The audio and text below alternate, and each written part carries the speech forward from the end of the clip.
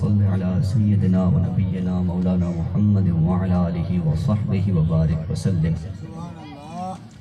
نحمده ونصلي ونسلم على سيدنا ومولانا محمد رسوله النبي الأمين المكين الحنين الكريم الرؤوف الرحيم. أما بعد، سبحان اللہ. فأعوذ بالله من الشيطان الرجيم. بسم الله الرحمن الرحيم. يا بني آدم قد أنزلنا عليكم لباسا يواري سوآتكم وريشا ولباس التقوى ذلك خير سبحان اللہ. ذلك من آيات الله لعلهم يذكرون. سبحان اللہ. صدق الله العظيم وصدق رسوله النبي الكريم ونحن على ذلك لمن الشاهدين والشاكرين والحمد لله رب العالمین. محبت کے ساتھ تمام احباب سرکار پاک صلی اللہ علیہ وسلم کی بارگاہ میں درود و سلام کا نذرانہ پیش کر دیجئے. اللہم صل علی سیدنا و نبینا و مولانا محمد وعلی آلہ وصحبہ وبارک وسلم. صلاۃ و سلاما علیک یا سیدی یا حبیبی یا رسول اللہ. الصلاۃ والسلام علیک یا نبی اللہ وعلی آلک و اصحابک یا رحمتا للعالمین. حمد و صلاۃ کے بعد معزز و مکرم سامعین اور بالخصوص اسٹیج پر موجود علماء کرام، پیران کرام سبحان اللہ. اور دور و نزدیک سے تشریف لائے تمام مہمانان گرامی قدر، اللہ کے پاک حبیب صلی اللہ علیہ وسلم کے اس مبارک میلاد پاک کی محفل میں آپ اور ہم سب شریک ہیں. اللہ پاک سے دعا ہے رب ذوالجلال ہم سب کو اس کی برکتیں عطا فرمائے. اللہ تبارک و تعالی دنیا میں بھی سعادتیں عطا فرمائے اور بالخصوص اللہ تبارک و تعالی ہم سب کی آخرت کو خوبصورت اور حسین فرمائے. یہ پروگرام محترم جاوید صاحب اور مجاہد صاحب اور ان کے ماموں جان محترم شمشاد صاحب اور بھی جو احباب ہیں گھر والے، انہوں نے بڑی محبت کے ساتھ سجایا ہے، بڑی محبت کے ساتھ.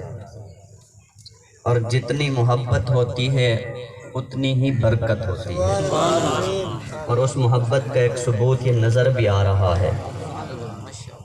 یہ ایک دور افتادہ ایک گاؤں کی جگہ اور وہاں پر اللہ کے محبوب کے نام پہ اس رسول خدا کے پروانے یوں جھکے پڑے ہیں. یہ محبت نہیں تو کیا؟ یہ محبت ہی کا ثبوت ہے. میں یہاں پر مجمع دیکھ کے وہ شعر علامہ اقبال کا یاد کر رہا تھا کہ چشم اقوام یہ نظارہ ابد تک دیکھے. چشم اقوام یہ نظارہ ابد تک دیکھے، رفت شان رفعنا لک ذکرک دیکھے. کہ اللہ نے جو اپنے محبوب سے وعدہ فرمایا کہ محبوب ہر آنے والے وقت میں تیرے نام کو اونچا کروں گا، تیرے چرچے بلند کروں گا، تیرا ذکر بلند کروں گا. تو اس ذکر کے بلندی کی ایک نشانی یہ ہے کہ شہر تو شہر، جنگل میں بھی چلے جاؤ تو وہاں پر بھی حضور کے نام کی رونق لگی ہوتی ہے. یہ اللہ ہی ہے جس نے وہ کچھ مخصوص روحیں بنائی ہیں جن دلوں کے اندر اللہ نے اپنے محبوب کی محبت پیدا فرمائی ہے. مجھے بڑی حیرت ہوئی ماشاءاللہ کہ صرف میلاد پاک کی خاطر انہوں نے بتایا 5 من کا انہوں نے جو ہے وہ جانور ذبح کیا ہے، تقریباً 5 من کا جانور. اللہ پاک قبول فرمائے جی، اللہ پاک قبول فرمائے. اور یاد رکھیں یاد رکھیں یہ وہ خرچ ہے، یہ وہ خرچ ہے جہاں مالک ادھار نہیں رکھتے، مالک ادھار نہیں رکھتے، قرض چکا دیتے ہیں، اور چکاتے بھی اس طرح ہیں کہ قرآن پاک کا وعدہ ہے، اللہ نے فرمایا من ذا الذی یقرض اللہ قرضا حسنا، من ذا الذی یقرض اللہ، تم میں سے جو کوئی بھی، ہم سب اس کے بندے ہیں یہاں پر بیٹھے ہیں، فرمایا تم میں سے جو کوئی بھی اللہ کو قرض دے گا، اللہ کو قرض، بندوں کی کیا اوقات اللہ کو قرض دیتا پھرے، اس کی محبت یہ مہربانی ہے کہ مالک کہہ رہا ہے کہ تم مجھے قرض دو۔ بھلا مالک بھی کبھی جو ہے وہ ملازم سے قرض لیتا ہے، یا ملازم کبھی مالک کو قرض دیتا ہے، غلام کبھی آقا کو قرض دیتا ہے؟ سنا ہے کبھی آپ نے؟ جو کچھ بھی ہوتا ہے مالک کا ہوتا ہے، وہ ہمارا مالک ہے، لیکن اس کا کمال کرم ہے کہ وہ یہ فرماتا ہے کہ دنیا کے اندر جا کے جو مال میں نے تمہیں دیا، مالک اصل میں وہی ہے، وہ فرماتا ہے کہ جو مال میں نے تمہیں عطا فرمایا، پھر اس مال میں سے اگر کوئی بھی تم میں سے مجھے قرض دے، اور قرض کا مطلب یہی ہے کہ اس کی راہ میں خرچ کرنا، اس کی راہ میں خرچ کرنا، اور اس پر تو نہیں کر سکتے، اللہ پر خرچ کر سکتے ہیں، اللہ کو کیا ضرورت ہے؟ نہ کھاتا ہے، نہ پیتا ہے، نہ سوتا ہے، نہ جاگتا ہے، وہ تو نور علی نور ہے، اسے ضرورت نہیں ہے۔ اس کا مطلب یہ ہوتا ہے اللہ کو قرض دینے کا کہ اللہ کے بندوں پر خرچ کرنا، اللہ کی راہ میں اللہ کے بندوں پر خرچ کرنا، اللہ کے بندوں کو کھلانا پلانا اور اس کی راہ میں خیرات کرنا، یہ اللہ کو قرض دینا ہوتا ہے، کسی بھی ضرورت مند کی ضرورت کو پورا کرنا۔ اور پھر فرماتا ہے کہ جو بھی اللہ کی راہ میں خرچ کرے، اللہ فرماتا ہے یہ قرض ہے۔ یہ کیا ہے؟ قرض ہے۔ آپ نے خیرات کی نا، آپ نے دے دیا، آپ نے تو دے دیا، لیکن اللہ اسے اپنے پاس قرض بنا کے رکھ رہا ہے۔ اب قرض کا مطلب کیا ہے؟ جب کسی کو قرض دیتے ہیں مطلب واپس دینا ہوتا ہے، واپس ملتا ہی ملتا ہے، قرض واپس کرنا پڑتا ہے۔ اب یہاں پہ آپ کو ایک شریعت کا نقطہ بتاتا چلو، اور یہ معاشرتی اصلاح کی بھی بات ہو جائے گی۔ قرض کے بارے میں شریعت کا حکم یہ ہے، قرض کے بارے میں آپ میں سے جتنے لوگ بیٹھے ہوئے ہیں یہ بات آپ سن لیں، اللہ کے محبوب کے میلاد میں آئے بیٹھے ہیں، اس کا مطلب آپ سب اللہ اور رسول سے محبت کرتے ہیں نا، سب اللہ اور رسول سے محبت۔ قرض کے بارے میں آپ شریعت کا حکم سن لیں، قرض کا تعلق بندوں کے ساتھ ہوتا ہے، حقوق العباد کے ساتھ ہوتا ہے، اور قرض کے بارے میں حکم یہ ہے شریعت کا، جب تک ادا نہیں کرو گے تب تک معاف نہیں ہو سکتا، تب تک معاف نہیں ہو سکتا۔ اور اتنا سخت حکم ہے کہ اگر قرض نہیں لوٹایا تو آپ کا جنازہ نہیں ہو سکتا، اگر قرض نہیں لوٹایا نا تو آپ کا جنازہ نہیں ہو سکتا۔ جنازہ نہ ہونے کا مطلب کیا ہے؟ میں آپ کو حدیث پاک کا حوالہ دیتا ہوں کہ رسول پاک صلی اللہ علیہ وسلم کی بارگاہ میں ایک جنازہ لایا گیا، ایک جنازہ لایا گیا تو حضور کو بتایا گیا کہ اس بندے کے اوپر کچھ قرض ہے، اس بندے پر کچھ قرض ہے۔ حضور نے فرمایا کہ اس کو لے جاؤ، پہلے اس کا قرض ادا کرو، اگر تو قرض ادا کر دیتے ہو تب میں جنازہ پڑھاؤں گا، اللہ اکبر، تب میں جنازہ پڑھاؤں گا، اگر نہیں ادا کرتے ہو پھر کسی اور سے جنازہ پڑھواؤ، کہ میرا جو منصب ہے نبوت کا منصب ہے، اور نبوت کا منصب اجازت نہیں دیتا کہ بندے کے اوپر بندے کا حق ہو اور نبی اس حق کو رکھتے ہوئے اس کے لیے مغفرت کی دعا کرے، یہ نہیں ہو سکتا، یہ نہیں ہو سکتا۔ اس کا مطلب قرض اتنی حساس اور شریعت کی نظر میں اتنی اہم چیز ہے، اور لوگ کتنی آسانی کے ساتھ لوگوں سے پیسے کھا کے بھول جاتے ہیں، کتنی آسانی کے ساتھ پیسے لیتے ہیں اور دینا بھول جاتے ہیں۔ اور مرنا بھول گئے ہو کیا اللہ سے کوئی وعدہ کیا ہے آپ نے کہ آپ کو ابھی یہاں سے اٹھتے وقت اگلے لمحے آپ کی زندگی کا چراغ نہیں بجھے گا؟ کوئی اسرائیل سے لین دین ہوا ہے، کوئی اللہ سے جو وعدہ ہوا ہے؟ اور خدا کے بندو، یہاں سے اٹھنا تو دور کی بات، ہو سکتا ہے کوئی یہاں سے اٹھ ہی نہ پائے، یہ بھی تو ہو سکتا ہے۔ سب سے نازک چیز ہماری زندگی ہے، جس کا ہر اگلے لمحے بلکہ ہر اگلے سانس پر پتہ نہیں کب نکل جائے۔ اللہ کے بندے، قرض اول تو لیا نہیں کرے، جو اگر لیں تو دینے میں جلدی کیا کرے۔ لوگ دکانداروں کا قرض لے کے دکان سے لیتے ہیں اور سالہ سال واپس نہیں کرتے، پیسے پڑے بھی وہ کہتے ہیں آج سبب بھی نہیں ہے، دے دیں گے۔ اس طرح کی عادت ہوتی ہے۔ جس کو قبر یاد ہو اس کو اتنی جرت نہیں ہو سکتی، جس کو موت یاد ہو اور پھر مرنے کے بعد اللہ کے خوف ہو، اور مرنے کے بعد اسے پتا ہو کہ میں نے اپنے رسول کو منہ دکھانا ہے قبر کے اندر، تو وہ یہ جرت نہیں کر سکتا۔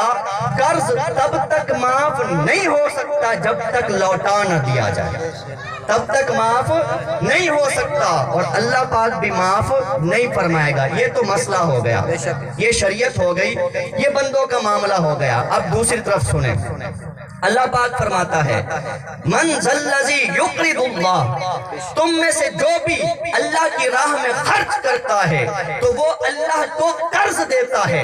قرض کا مطلب جس کا لوٹانا ضروری ہو، جس کا دینا ضروری ہو، جس کا بدلہ ضروری ہو۔ اس کا مطلب یہ ہے کہ اپنی راہ میں خرچ کیے ہوئے کو اللہ اپنے اوپر قرض بنا رہا ہے، جس کا مطلب یہ ہوتا ہے کہ جب بندہ اس کی راہ میں کچھ دیتا ہے اللہ بدلے میں اسے کچھ نہ کچھ لوٹا کے دیتا ہے، وہ لوٹا کے رہتا ہے۔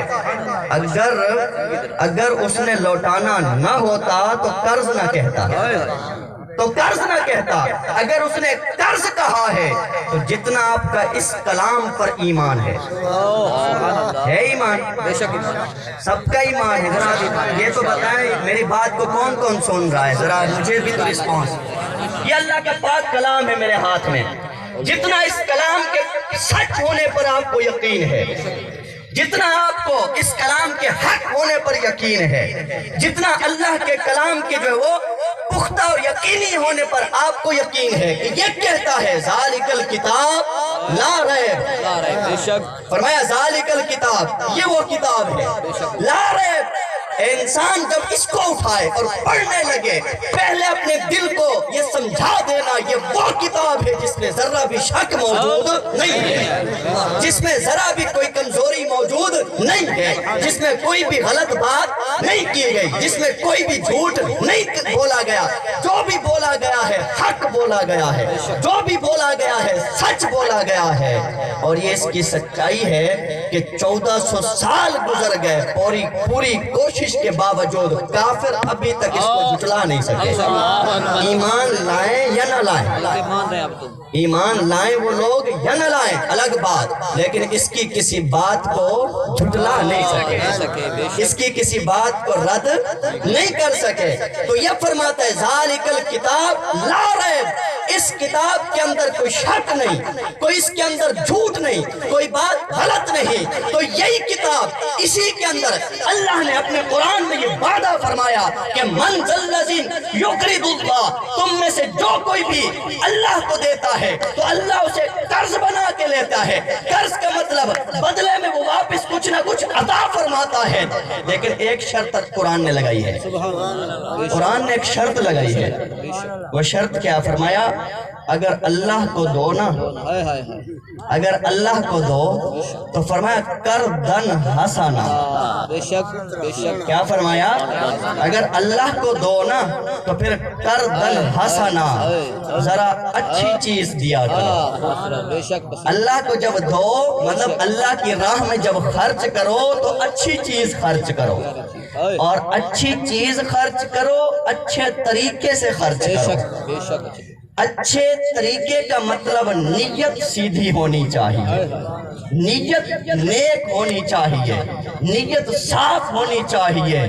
مطلب یہ ہے جب اللہ کی راہ میں کسی کو دو تو عزت کے ساتھ دو، اگلے کے اوپر احسان نہ کرو، اگلے پہ احسان نہ کرو۔ اے بندگان خدا، جب خیرات کرو تو تم مٹ چکے ہو، بے شک تم مٹ چکے ہو۔ یہ نہیں، ایک مثال دے رہا ہوں، ٹھیک ہے، کہ کچھ لوگ اول تو جب دیتے ہیں نا، جو بچ جاتا ہے وہ دیتے ہیں، عشر دیتے ہیں۔ گندم نکال دیتے ہیں، اینڈ میں جو مٹی والی گندم بچ جاتی ہے، ٹھیک ہے، مٹی والی، وہ اٹھا کے عشر دے رہے ہیں، گندی گندم، ٹھیک ہے، بیکار گندم یا سڑی ہوئی گندم۔ اچھا، کچھ لوگ بکرے دیتے ہیں، جو سب سے کمزور لولہا بکرا ہوتا ہے، لولہا بکرا، اور یہ خرچ کیا اللہ کے، جو سب سے کمزور جانور ہو، ٹھیک ہے نا، وہ خرچ کر رہے ہوتے ہیں۔ اگر کچھ یہ نہ کریں تو کیا کرتے ہیں، اگر کسی غریب مسکین کو دے رہے ہو نا، وہ اس کے خود خدا بننا شروع کر دیتے ہیں، وہ اس کے اوپر مطلب ایک دادا گیری، اس کے اوپر اکڑنا اور احسان جتانا شروع کر دیتے ہیں، جبکہ اللہ نے دینے کا ڈھنگ سکھایا ہے، اپنی بارگاہ میں دینے کا فرمایا، یا ایھا الذین آمنوا لا تبطلوا صدقاتکم بالمن۔ جب میری راہ میں دو تو پھر دے کر تم اسے برباد نہ کرو، میری راہ میں خرچ کر کے برباد نہ کرو۔ باری تعالیٰ یہ صدقہ بھی برباد ہوتا ہے، حالانکہ وہ صدقہ، حالانکہ بڑی باریک باتیں چل رہی ہیں، کسی کی عقل میں بیٹھ گئی، میں سیدھی بات کر رہا ہوں، اس کی زندگی کی راہیں کھل سکتی ہیں، اس کی زندگی کی راہیں کھل سکتی ہیں۔ باری تعالیٰ وہ صدقہ جس کے بارے میں تو نے فرمایا کہ اگر جانور قربان کریں، قربانی کا کون سا، اگر قربانی کا جانور قربان کریں، حدیث پاک میں آیا، فرمایا کہ جب چھری چلتی ہے تو جانور کے اس رگ میں سے کتنا تیزی کے ساتھ خون نکلتا ہے، ایسے فوارہ پھوٹتا ہے، اور سیکنڈ کے بھی 1000ویں حصے میں زمین پہ پہنچ جاتا ہے، اتنا تیزی کے ساتھ نکلنے والا خون۔ سرکار نے فرمایا کہ جب چھری چلتی ہے وہ خون زمین پہ بعد میں پہنچتا ہے، اللہ کی بارگاہ میں پہلے قبول ہو جاتا ہے۔ یا اللہ، وہ صدقہ جسے تو قبول کرنے میں اتنا جلدی فرماتا ہے، اور جس کے تو نے اتنے فضائل بیان فرمائے، اور تو نے اس کے اتنے انعامات بیان فرمائے، کہ وہ بھی برباد ہو سکتا ہے۔ فرمایا دو باتوں کی وجہ سے، دو باتوں کی وجہ سے میری راہ میں خرچ کیا ہوا تمہارا برباد ہو سکتا ہے۔ نمبر 1 فرمایا بالمن، کیا فرمایا؟ بالمن، کہ اگر میری راہ میں خرچ کیا ہے، خرچ کر کے جس پہ خرچ کیا ہے اس پہ کبھی احسان نہ جتانا۔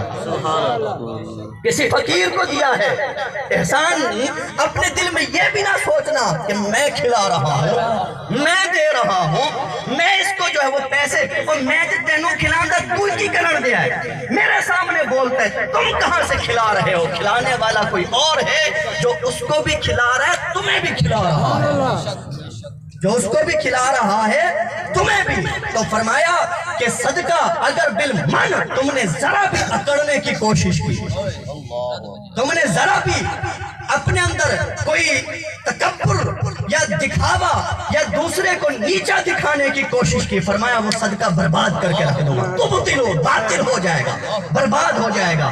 پھر فرمایا کہ والعزا، دوسری بات، اگر صدقہ کر کے تم نے کسی کو تکلیف دی، اذیت دی، دل دکھایا، مطلب فقیر آتا ہے، بعض اوقات لوگوں کی عادت ہوتی ہے 10 روپے بھی دے دیتے ہیں یوں پکڑ کے، اور کہتے ہیں کہ منگا نہیں رہے کیا سی منگتا پھرتے ہیں تو صحیح سلامت ہے، تیرے ہاتھ ٹھیک نے، تو بالکل تندرست ہے۔ اور خدا کے بندو یاد رکھیے گا، بات تھوڑی چل نکلی ہے ہٹ کے، ٹھیک ہے نا، موضوع بھی بیان کرنا ہے، لیکن یہ بھی موضوع سمجھیں، یہ بھی موضوع ہے۔ فرمایا تمہیں اس بات کی کس نے اجازت دی کہ تم اس کی راہ میں اگر کسی کو نہیں دیتے تو مت دو، لیکن خبردار کبھی زبان نہ کھولنا، خبردار کبھی زبان نہ کھولنا، کبھی کسی کی عزت سے کھیلنے کی کوشش نہ کرنا، کبھی کسی کی عزت نہ اچھالنا، بھلے وہ فقیر ہی کیوں نہ ہو، بھلے وہ کوئی غریب ہی کیوں نہ ہو، بھلے وہ تندرست ہی کیوں نہ ہو، تمہارے در پہ مانگنے آ گیا ہے، تم دے سکتے ہو تو دیو، اگر نہیں دے سکتے تو ہاتھ جوڑ کے ایسے عاجزی کے ساتھ اس سے درخواست کر دو کہ بھائی نہیں ہے، مہربانی آپ کہیں اور چلے جائیں، لیکن ایسا جملہ کہ جو اس کے دل کو چیر دے، خدا کی قسم تم نے اگر تمہارے منہ سے نکل گیا اور اس کے دل میں سے کوئی ہوک نکلی، کوئی درد نکلا، اگر کوئی آہ نکلی، جدھر وہ ٹوٹے گا ادھر رب تمہیں توڑ کے رکھ دے گا۔ اللہ عزتوں کے معاملے میں بڑا حساس ہے، اللہ عزت نفس کے معاملے میں بڑا حساس ہے، بڑا نازک ہے، وہ کبھی اپنے بندے کی بے عزتی برداشت نہیں کرتا، بھلے وہ غریب ہی کیوں نہ ہو، وہ فقیر و مسکین ہی کیوں نہ ہو، کہ اس نے قرآن میں سختی سے منع فرمایا فَأَمَّا الْيَتِيمَ فَلَا تَقْهَرْ، خبردار کبھی کسی یتیم کو جھڑکنا نہیں، کبھی کسی یتیم کو جھڑکنا نہیں، ایک بات۔ دوسرا فرمایا وَأَمَّا السَّائِلَ، اگر کوئی تمہارے در پہ مانگنے آ گیا فلا تنہر، اس کو کبھی جھڑکنا نہیں، اس کو کبھی ڈانٹنا نہیں۔ تقہر کا مطلب سخت لفظ نہ بولنا، اس کے اوپر غصہ نہ کرنا، یتیم پہ کبھی غضب نہ کرنا، قہر نہ ڈھانا۔ اور لوگ تو اپنی عزت جو ہے وہ سمجھتے ہی آج کل اس میں ہیں کہ وہ سمجھتے ہم ماتھے پہ تیوری چڑھا کے بیٹھیں گے تو لوگ کہیں گے چودھری صاحب آ گیا، وہ رعونت کے ساتھ بیٹھیں گے تو سمجھیں گے کہ ہاں ہمیں کوئی کچھ دیکھ رہا اور ہم کچھ لگ رہے ہیں۔ اللہ اکبر، ایک ہمارا رویہ ہے اور ایک مصطفیٰ سرکار دو عالم صلی اللہ علیہ وسلم کا اسوہ ہے۔ آقا کا اسوہ یہ تھا کہ آپ سب کچھ تھے، کائنات کے بادشاہ تھے، دونوں عالم کے آپ سردار، اس وقت جب دنیا میں موجود تھے تب بھی تھے، اب بھی ہیں، وہ اب بھی ہیں اور قیامت تک ہیں، اور جنت کے سردار بھی وہی ہوں گے۔ ان کا اسوہ یہ ہے کہ جب مکہ فتح کر کے جاتے ہیں اونٹنی پہ بیٹھے ہوئے ہیں، مگر عاجزی کا عالم یہ ہے کہ سر اتنا جھکا ہوا ہے کجاوے سے لگ رہا ہے، کجاوے سے لگ رہا ہے۔ اوے خدا کے بندو، اس محبوب کا میلاد منانے والوں، میلاد تو منا لیا، حضور کا اسوہ کدھر گیا؟ حضور کی باتیں کدھر گئی؟ حضور پاک کا بتایا ہوا طریقہ کدھر گیا؟ وہ بھی کرو، لیکن خدا کے لیے کچھ اس رستے پر چلو، آج دنیا کو ضرورت ہے، اسی میں انسانیت رکھی ہوئی ہے، وہ عاجزی نہیں رہی، تکبر آ گیا ہے، اس کے اندر انا آ گئی ہے، خود غرضی آ گئی ہے، لیکن زندگی، غور سے سنیے گا، لیکن زندگی کا جو حسن ہے وہ حضور کے نقش قدم میں ہے۔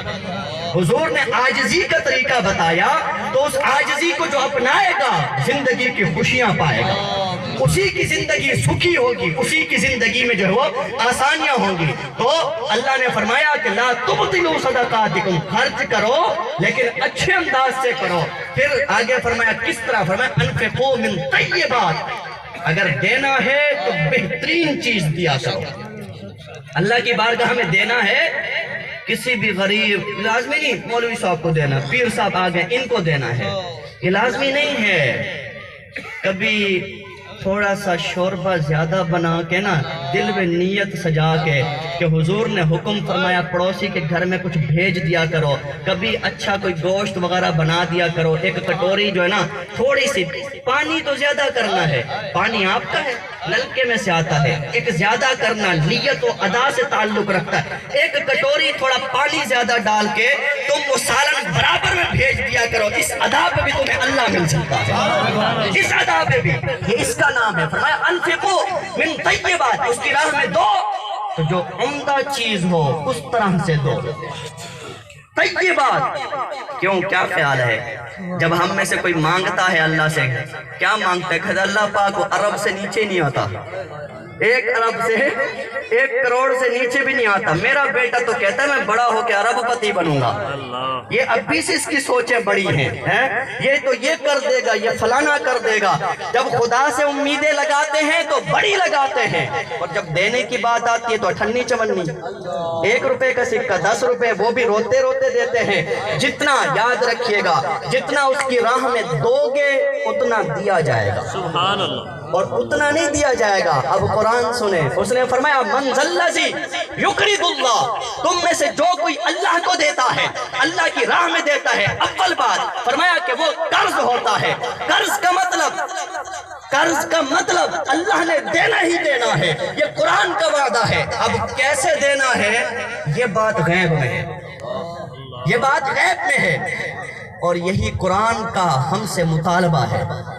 इस कुरान का मुतालबा सुनिएगा, फरमाया ज़ालिकल किताब ला रैब फीह, इस किताब में शक नहीं, हुदल लिल मुत्तकीन, ये किताब हिदायत देती, बात समझाती, बात अकल को लगती है, लेकिन हर एक के नहीं, हर एक के नहीं अकल को लगती। कुरान भी हो, हर एक को नहीं समझ में आता। फरमाया अल मुत्तकीन, जिनके दिल पाक होते हैं बात उनके समझ में आती है, नापाक लोगों को बात समझ में नहीं आती, गंदी सोच के मालिक लोगों को बात समझ में नहीं आती, पलीद किस्म के लोगों को बात समझ में नहीं आती।